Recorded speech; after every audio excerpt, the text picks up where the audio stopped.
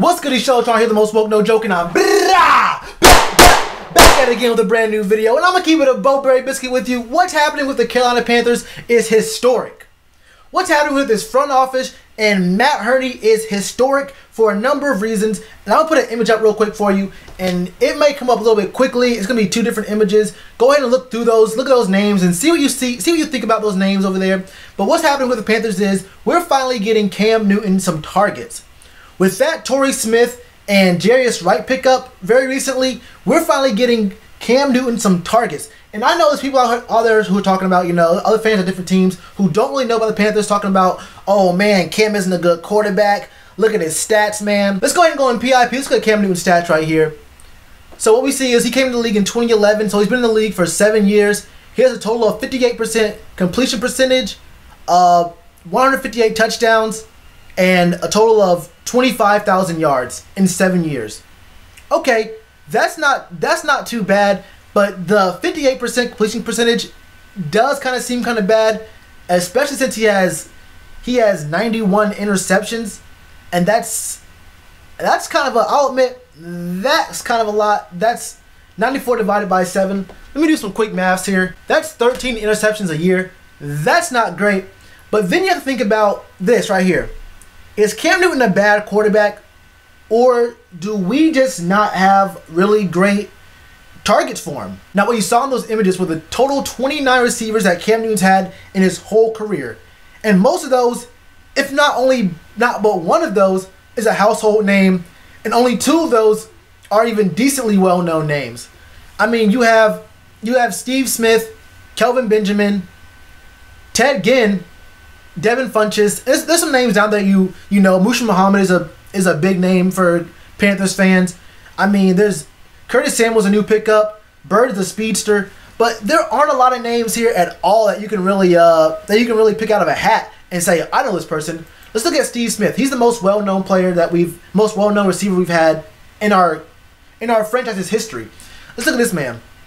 He's been in the league since 2001 and left in 2016, but Cam was only in the league in 2011, right? So we have to look at those stats, and you have to understand that Steve Smith he left the team. He basically got cut from the team because of, you know, there was a conflict between who was going to be the voice of the locker room between Steve Smith, the grizzled veteran who spent his whole career on the Panthers, and the new young quarterback Cam Newton. So he took Cam's side, and Steve was shipped out to the Ravens. But look at this. So he's only with Cam for 3 years, and you have to understand that this wasn't a pickup for Cam. This wasn't a receiver that our front office picked up for Cam. Cam kind of inherited Steve Smith. So they only had 3 years together, and 2011 he had 4 touchdowns. No, he had 7 touchdowns in 2011, 4 in 2012, and 4 in 2013. But he had 2,000-yard seasons in the 745 his last. So that's about 3,000 yards total. That's not bad. That's actually pretty good. So he averaged 1,000 yards a season with Cam Newton. Okay, let's go over to. We're gonna go through these people pretty quickly.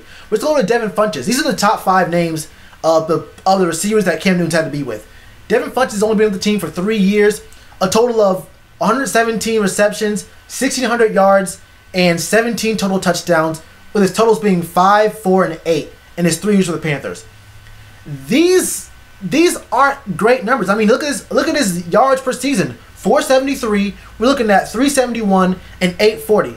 Like, these aren't amazing stats. Let's go to Ted Ginn Ted Ginn Jr., who, if anyone knows him, he plays for the Saints now. He was a great help for the Saints, the reliable target for the Saints, but he wasn't that his whole career. In Miami, he wasn't that. I don't know how he was with the Niners, but with Carolina, he was not that guy. With Carolina, he was a speedster, but he really did not have those reliable hands. I saw the man drop wide open passes religiously. So look at this. In his 3 years with Carolina, he had 47 games, only 23 started, 19 touchdowns, 2,000 total yards, 134 receptions. That's not going to get it done for you. Then we have Brandon LaFell, who you might not remember this guy very well. A lot of people remember Brandon LaFell as being the guy for New England, which is really understandable because in his 4 years with Carolina, he had 2,300 yards, 2,400 yards. He had 29 touchdowns. But with New England, he had 1,400 yards and 7 touchdowns, which sounds like that's a big discrepancy there. But look at his numbers with Carolina. He spent 4 years with us, right? Look at his yards: 468, 613, 677, and 627. In his first year with New England, he had 953. He's never sniffed 1,000-yard season until the first year he went to a different scheme, different quarterback. So he never really was a great target for Cam. His rookie season, he had a 49% catch percentage. That will not get it done. I'm not saying that Brandon LaFell was bad for us, but his best seasons were on other teams. 953, 682. He has 3 600-yard seasons here, and obviously he leaves with 515 and a 548 here. But Brandon LaFell, he really wasn't. He was a good receiver, but he really wasn't the man to talk about. You feel me? For Cam Newton, that's not a name you think of. You say, oh man, that's a target. That's a target. You feel me? Then we have Kelvin Benjamin, who I describe as a bad excuse for Dez Bryant, because what Kelvin Benjamin is Dez Bryant now without the added excuse of having had some good few years a few years ago. Kelvin Benjamin can't run routes and he can't stay healthy, just like Dez Bryant, and he can really only run a fade route. Look, in his 2 years with Carolina, 3 years of Carolina, because he did come. 3 years of Carolina, he had 19 touchdowns and 2,600 yards. He had 18 touchdowns and 2,400 yards receiving. That's not too bad, but if you watch this man, he never really had it didn't seem to really click with him, for me at least. I mean, 1,000 yards his first season. His second season, he was out with a ACL injury. And then we're looking at him with Buffalo. He didn't really do much with Buffalo.